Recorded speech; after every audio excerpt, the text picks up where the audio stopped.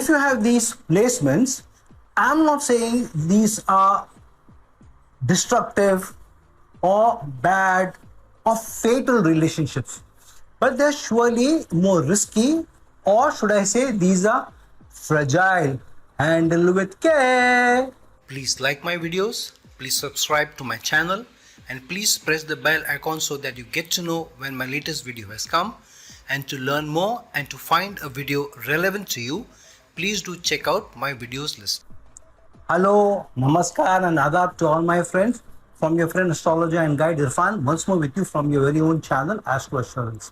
We have done many placements regarding relationships, 7th Lord here, 7th Lord there, 7th Lord in this sign, Darakaraka here, Darakaraka there, and about relations, good relations, bad relations, good spouse, good partner, bad partner, this placement, that placement, and so far. However, sometimes couples come to me where they do horoscope matching, where they ask me, is it bad? Is it very bad? Or is it really bad where it's destructive?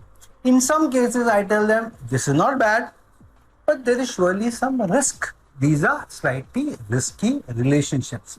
Now, if people love each other, they are dating and they want to get married, then I will tell them if it's a really bad matching. But if it's not a bad matching, but it's a risky matching, then I do tell them to go ahead, but I also tell them the risks involved.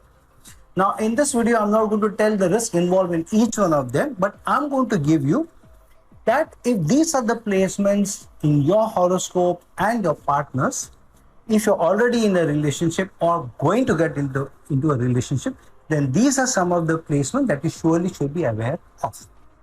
Now, one of the placements which can be risky are the same lagnas, both the girl and the boy having the same lagnas, especially if are similar energies and there are no balancing energies. For example, both being born in Capricorn, then both are very hardworking, very meticulous, very duty-born, loyal, but there is no fun element. Then after some time, when there is no fun, there is less romance, you run out of the binding factor, the love and affection is not there. On the other side, if these are complementary energies, for example, one Lagna Lord or Lagna is Aries, another Lagna is Cancer, these are fairly balanced placements. One is Leo or another one is Libra, still to an extent these are balanced placements. However, if both of them are Leo, then there will be a lot of fireworks in the house, surely. The other is if the Nakshatra Lord is the same, then too you may have a chance that you may have a Nakshatra dosha.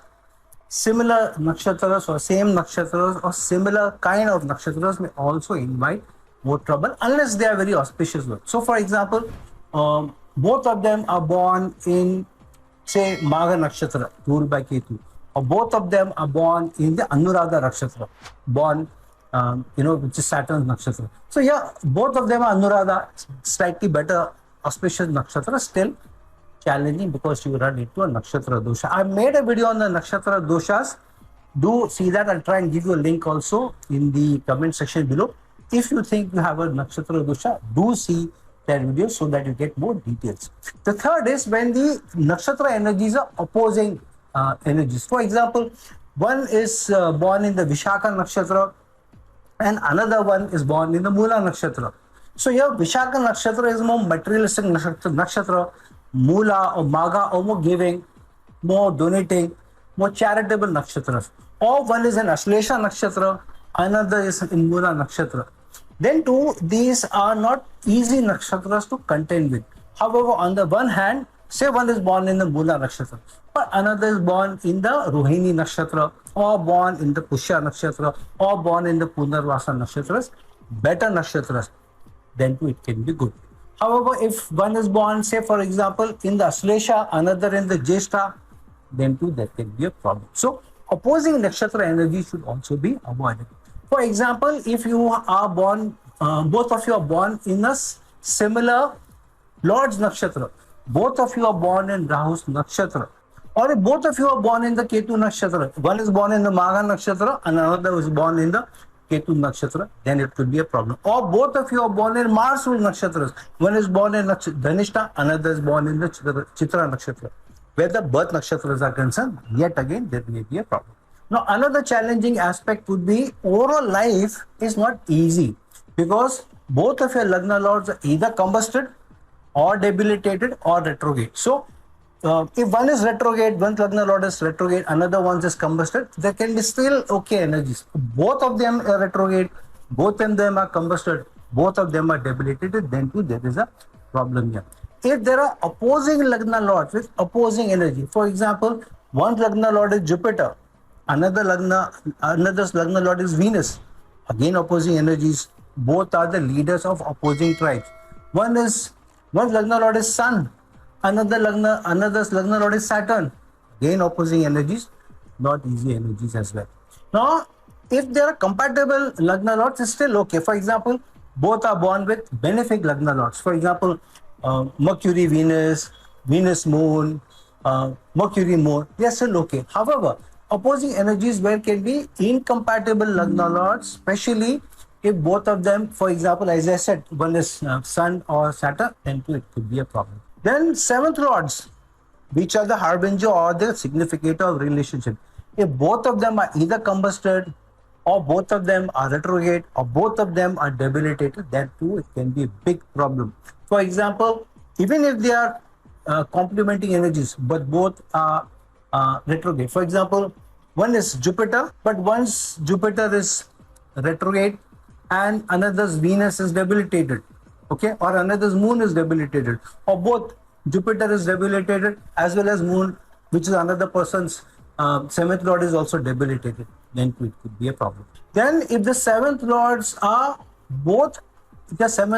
conjunct with Ketu, one seventh lord is also conjunct with Ketu, another seventh lord is also conjunct with Ketu, whichever house there may be, or both of them have Ketu in the seventh house, both their horoscopes have seventh house with Ketu, then it could be a challenge. Or if seventh lord is in Dusthanas, both their seventh lords in Dusthanas, the bigger challenge is if both the seventh lords are in the 12th house, then what it could mean is the girl is away from the boy and the boy is also away from the girl. So one horoscope is balancing the other. There could still be a chance that they meet every now and then. But sometimes I've known people who have reached out to me where the husband and wife meet once in 3 months, 6 months, sometimes a year, because both of them have government jobs, especially in India, or one person is outside of India, not able to come, another person has a government job, has to take care of sick parents, the husband can't come regularly, the wife can't leave the parents and go, then there is a challenge where seventh lords, both the seventh lords are in the Dusthana and they are in the specifically in the 12th house, or both the seventh lords are in the 6th house. 8th house is still a different thing, but if both the seventh lords are in the 6th house, it could be a challenge. If both the Lagna lords are in the 8th house, but they are connected to career, then it could be a better thing, because that is the second house from the 7th house. Second house is the house of gain. So gaining from in-laws, gaining from spouse, gaining from the relationship is still good. But if it's in the 12th house from the 7th house, which is in the 6th house, or 6th house from the 7th house, which is the 12th house, then surely there could be difference, there could be a separation, there could also be a divorce. Then if the Darakarakas, both the Darakarakas are 8th lords, wherever they may be placed, if one Darakaraka is also the 8th lord, another Darakaraka is also the 8th lord, unless they are connected to the career, then it could be different. For example, one Darakaraka is the 8th lord but getting connected to the 10th house, so there the career is involved.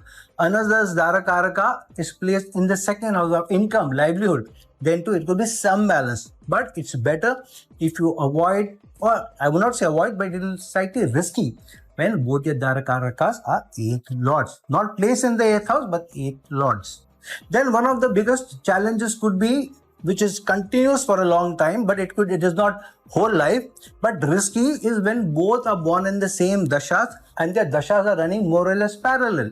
Both of them have bad Saturn and both their Saturn dashas are overlapping, at least 10 or 12 years or 15 years of Saturn are overlapping, then this can be a risky placement, because both of them have bad Saturns, and if the overlapping is 10 to 15 years, for those 10 to 15 years, there could be ups and downs and challenges and frustrations and fights and separations, and all sorts of things may happen. Both are in the Sade Sati at the same time, then too there may be a problem. Especially if one is getting into a Sade Sati just about entering the person's rising period, and another one is already in the rising period for a year or two, then at least for 5 to 6 years, their Sade Sati are running parallel. That's a tough one. If one is just getting out of the Sade Sati in the setting period and another one is just getting into the Sade Sati in the rising period, getting out and getting in within 3-4 months here and there, still okay. I know a couple where the girl was from India, but she had traveled to the US. She met somebody in the US who are also a native of the US, an American, and that guy didn't believe in astrology at all. So when the girl came to me with the horoscope matching on the insistence of her parents, because they didn't want her to get married to a Gora, so she brought the horoscopes. So this girl was just stepping out of Sade Sati in a year's time, and the boy was entering. So I told them, put your marriage off for at least a year, then you can get married, there is no problem. But what do they do? Because the girl was keen to marry the boy, the guy was not ready to wait, he didn't believe in astrology, so they went ahead with the marriage. In 2 years' time, they both got divorced, and then within 3-4 years, the girl was married to somebody else. The guy was dating some other girl. He was not married, but he was dating some other girl. Then after 5 to 6 years, this girl lost her husband, and then with some getting in touch with each other, this guy trying to give condolence to the girl that you lost your husband, blah blah blah. They started to see each other, and then they got together. Now, since almost 7 or 8 years together, and they have a very happy union. But if they had avoided that 1 year's period of time, they would not have gone into this risky phase. So sometimes some periods are better avoided if it can be done. Now, another challenge can be when the Navamsas have the same ascendants. If the Navamsas have both same ascendants, for example, both have Scorpio ascendants, first house in the Navamsa, which means both their marriages will go through a transformation, a change, or upheaval. If the Navamsa are opposing, nothing better than that. If one's Navamsa is Aries, another's Navamsa is Libra, one's Navamsa is Taurus, another's Navamsa is Scorpio, one's Navamsa is Gemini, another's Navamsa is Sagittarius, then wonderful, because they are opposing energies. Same energies, then there is a problem. Same Rahu or Ketu in the Lagna or in the 7th house, because if Rahu is in the Lagna, Ketu is in the 7th house. If same placements, both of them have Rahu in the Lagna or both of them have Ketu in the Lagna in the Navamsa or in the 7th house, same placement, then it can be a challenge. Then one of them is a Manglik with Mars in the 2nd house, 4th house, 7th house, 12th house, then there is a problem also. But if one is Manglik, one is not a Manglik, then there is a risk. If both are Manglik, then the problem is nullified. Especially if both are in Mangal doshas. Manglik is different from Mangal dosha. For example, one person has Mars in the 4th house is Manglik, but it may not be a Mangal dosha unless Mars is debilitated there. If Mars is placed in the 4th house, but it is exalted in Capricorn, then the person is still Manglik, but it's a weak Manglik. But if Mars is debilitated in the 4th house in Cancer, then it's a strong Mangal dosha. And unless the other person has a very, very strong Manglik dosha and Mangal dosha also, then only there could be seen. However, it's better if one has a Mangal dosha, but another is a weak Manglik, then only the marriage should be done.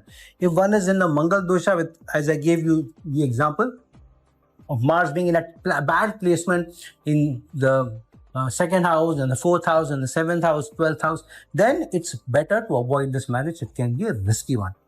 Then the next risky placements could be both have more than 2 to 3 doshas, especially the same doshas.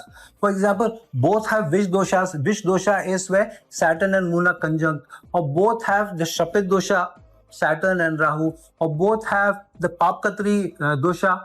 So when both have the similar dosha, then should the marriage be avoided or it becomes risky. Especially if both have Kalpasarp dosha. Now some people believe that Kalpasarp dosha is not very strong. I have also made a video on this. But if both of you have Kalpasarp doshas, then surely there can be one effect. Then another thing is both have debilitated or combusted or retrograde 4th lords. 4th house is your domestic life. If one is combusted, one is debilitated, it's still understood. But both the 4th lords are debilitated, or both the 4th lords are retrograde, or both the 4th lords are combusted, then to the domestic bliss, the peace, the stability of the domestic home can be under turmoil. So the marriage may not go south. However, there is always fights, problems, challenges, frustrations. What is the point of such a marriage? And the last but not the least is bad matchmaking. You go to a pundit, you go to an astrologer who does a bad horoscope matching. Then too, it's one of the biggest risks. I know somebody who came to ask me for a doubt. Somebody who's very dear client of mine, who's been coming to me for years now. She was asking me about her son's probable potential partner, who's his girlfriend now. She was asking me that the girl has Ketu and Venus in the 7th house. Could this be a problem? So I said, see the degree difference between the two. First of all, the astrologer made some miscalculation in where Venus or Ketu was. Even then, he showed both of them in the same house. They were not in the same house. And the degree difference was 16 plus degrees. So I said, this is not a bad placement. This is not a big risk at all. So sometimes the astrologers unnecessarily, I know so many couples where both of them love each other, but their parents are not agreeing, or one of the parents is not agreeing because the astrologer has said that those placements are bad. These are tough. So here I'm talking about these are risky ones. So just because you have one of these can be risky, but these are not worse, destructive, end of the relationship or fatal ones. So if you have any of these are slightly risky ones. These are fragile, handle with care, but it does not mean they are destructive or fatal or they should be avoided. Unless 3 or 4 things which I have mentioned are coming together. And I've always talked about patterns. If you are having a pattern of trouble in your marriage with 3, 4, 5 things coming together, then it can be destructive, it can be bad, it can be worse also. If you have one of these are risky enough. But if you really like the person and if you feel most of the things are falling in place, surely you should go ahead with the marriage. However, if you're about to get into a relationship with such a person, or if you're already in a relationship with such a person, knowing this is always better so that you know where the risks are. And according to the risk, you should also take necessary steps. So friends, understand your horoscopes better, understand your partner's horoscopes better. Don't make a halabulu of something which may not be there, but don't take something lightly as well. Keep a balanced view, know your horoscopes well, know your partner's horoscope well, so that you are able to complement each other's strength. And share this video, like this video, and if you're looking for a personal consultation from me, please reach out to me, the link given below. Until some other time with some other video, this is your friend astrologer and guide Irfan signing off. Ciao.